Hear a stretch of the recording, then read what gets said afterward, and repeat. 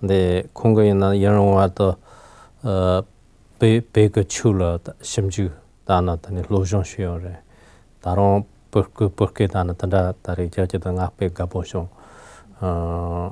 대나 다 지금 베르그 춘더 지 로정 쉬어다 냠스 레야 가성의 기근 아이얼 뜻자와도 거는 되네 공연 들어왔대 뜻자 고치 그 점선치레잖아 가서 보바가 시험 봐 먹어서 그 당상 베그 추다는 베그 정네도 베실 전부 요 말했었는데 말은 놀고요래 나타나니 지 시험 봐 먹어서 그는 측이 나라 코로나 냠용도 코로나 지마 잡고 상고요 근데 나 제가 베그 추인데 로종 시티가 무일 가세게 근데 로종 다는데 냠내시요나 체랑라 떡은 소화가 쳤다나 판바 가세요.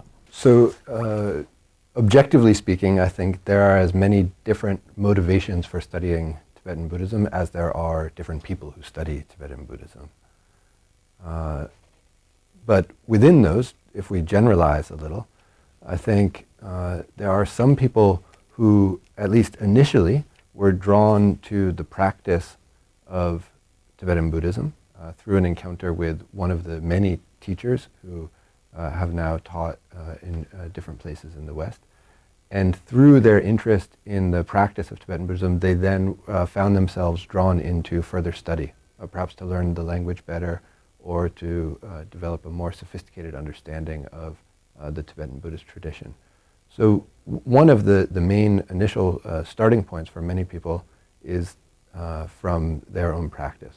Their own interest in the practice. And I would say a second general area of motivation for many people is the sense that Tibet has a very rich and valuable cultural tradition, and through the dramatic changes in Tibetan culture in the 20th century, some of those traditions are endangered, and there's a wish to aid in the preservation of that culture as it undergoes all of these very, very dramatic changes of more recent history.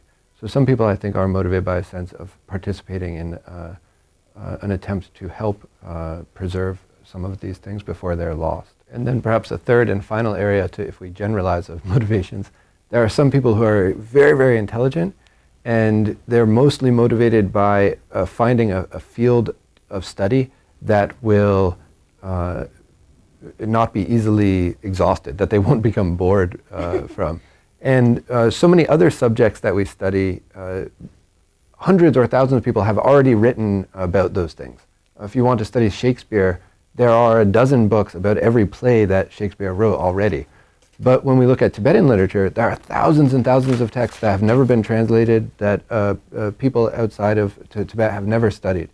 So it's seems this vast treasury of material to study, and the subject matter itself, just as it is vast, it is also deep and profound. So that people who are drawn to that field of study find an inexhaustible field that they could explore at least for one academic career, if not many, many lifetimes, without even feeling that they've gone very deep. So many people are drawn by that as well.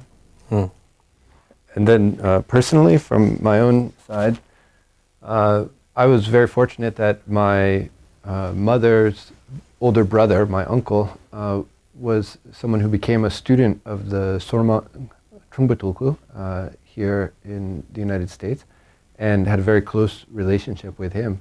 And when I was a child, I would hear stories about my uncle and his guru, and this was very different from anything else in my world. And I became really fascinated by those stories, and always imagined what this person must be like. And when I became older, I started to read some books that the students of Trungpa Rinpoche had published from his teachings. And everything that I read, the more I thought about it, the more I thought, this makes more sense to me than anything else that I read. And I want to learn more about all of these things. And when I was a college student, I had a period in my life when I was very confused about what I wanted to study, what interested me. And I was, again, very fortunate to participate in a study abroad program, a semester devoted to Tibetan studies. And I traveled and I lived with a Tibetan family in India. and started to learn to speak Tibetan and began to really study Tibetan culture. And from that point, what had been a curiosity that I had almost caught fire, and I was completely consumed with a wish to learn more and more.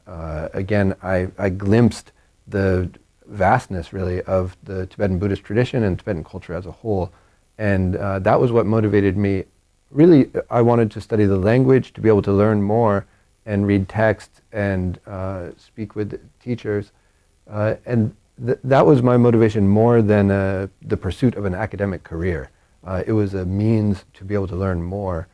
And then I found myself, after a number of years, qualified. My professional qualifications were to teach Buddhism to university students or to wash dishes in a restaurant, and I really didn't have any other qualifications. So of those two, this seemed much better for a livelihood.